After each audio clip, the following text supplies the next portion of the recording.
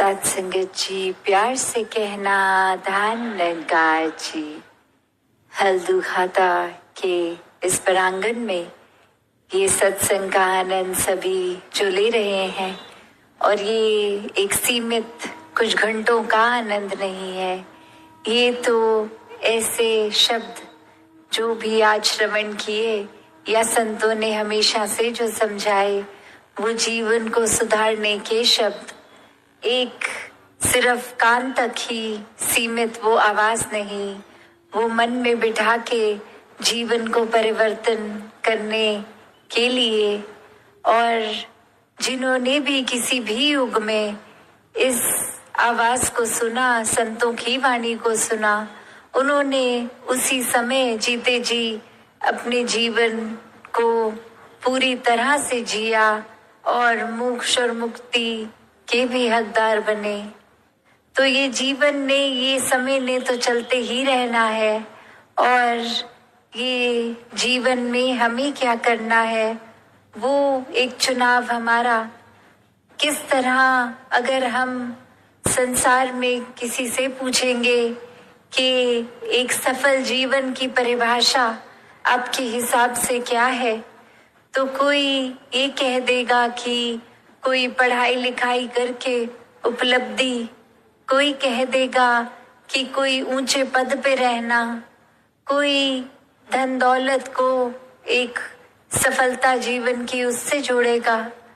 तो ऐसे अनेक परिभाषाएं इस संसार में इंसान दे देता है कि एक जीवन सफल उसका है जिसके पास ये चीज हासिल है। पर किसी भी युग में संतों से जब सुना कि सफल जीवन की परिभाषा क्या है, तो संतों ने यही समझाया कि इस जीवन में आने का जो उद्देश्य, ये भाव मन का कहाँ से आए हैं, कहाँ जाना है, ये परमात्मा की प्राप्ति, इस परमात्मा के हो जाना, इस परमात्मा में एकमिक हो जाना, इस परमात्मा के एहसास में रहना, ये ब्रह्म ज्ञान द्वारा जीवन को सफल कर लेना ही असल में सफलता है। चाहे इस परमात्मा ने रहने के लिए जो व्यवस्था करी है, चाहे वो महल रूप, चाहे झोपड़ी रूप, चाहे किसी तरह का भी कल्चर, एक रहना, किसी तरह का भी खाना पीना, तो ये सब मुबारक है। जीते जी जिम्मेवारियां भी निभाना मुबारक है। एक भक्ति करनी है तो जिम्मेवारियों को सांसारिक रूप, सामाजिक रूप, ये सेवा भाव तभी आएगा सबके प्रति जब अपनत्व का भाव होगा। तो ऐसे तो जीना है एक अपने कर्तव्यों को पूरे करते करते, वरना तो एक दौड़ भाग ही लगी रहती है। आज कुछ ये चाहिए, कल कुछ और चाहिए, आज ये जो मिल गया, कल फिर प्रार्थना कि इसको बदल दिया जाए। इस तरह नहीं हो जीवन। एक उपलब्धि है तो इतने सालों से उसी उपलब्धि पे है, कोई प्रमोशन नहीं हो रहा। एक उस तरह की इच्छाएं चाहे छोटी सी हो, वो एक बच्चे के अंदर भी हो सकती है और किसी वृद्ध के अंदर भी वो इच्छाओं ने तो अपना काम करते जाना है। तो यहाँ पे आध्यात्मिक रूप जब साथ होता है जीवन में, तो समझ आता है कि इच्छाएं मन में आ रही हैं तो अगर पूरी हो रही हैं उसमें भी हमारी भलाई है, और अगर मन मुताबिक कुछ हो नहीं रहा, इस परमात्मा ने कुछ और चाहा है, तो भी एक इसमें भी भलाई है। इस परमात्मा से ये मन का नाता जोड़ना बहुत ही जरूरी है। और कैसे फिर वो मन का नाता सिर्फ कुछ समय का नहीं, हर समय का। एक अस्थिर जो जीवन है, एक डगमग स्थितियां हैं, उसमें भी कैसे स्थिर रहना है। तो बात वही, जिसने भी इस परमात्मा को सही मायने में अपने जीवन में, अपने हर एक पल में डाला है, उन्होंने अपना जीवन बहुत ही सहज भी कर लिया है, स्थिर भी कर लिया है। अब कोई भी परिस्थिति मन को डराती नहीं है।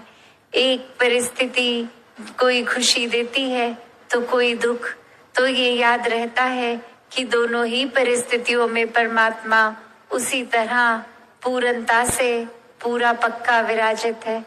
और फिर मन दुख नहीं झेलता, एक ये मान लेता है कि कुछ देर के लिए अच्छी घड़ियां भी आई हैं, दुख की भी आएंगी। एक भागना नहीं है परिस्थितियों से। हर एक परिस्थिति में प्रभु परमात्मा का प्रसाद ही वो परिस्थिति है, उसको उस तरह ही जीना है।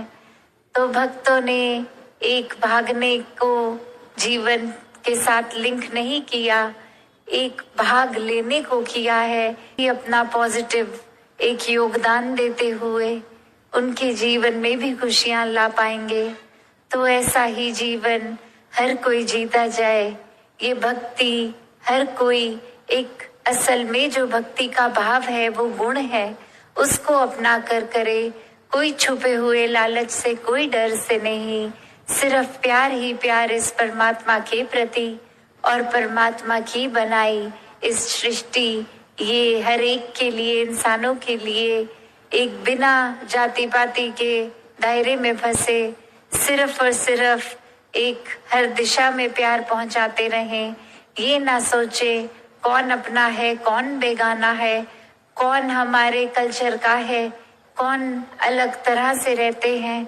बस ये प्यार बन के हर एक तक प्यार पहुंचाएं। हर पल में इस निराकार को याद रखें, तभी जीवन वाकई ही सफल जीवन है।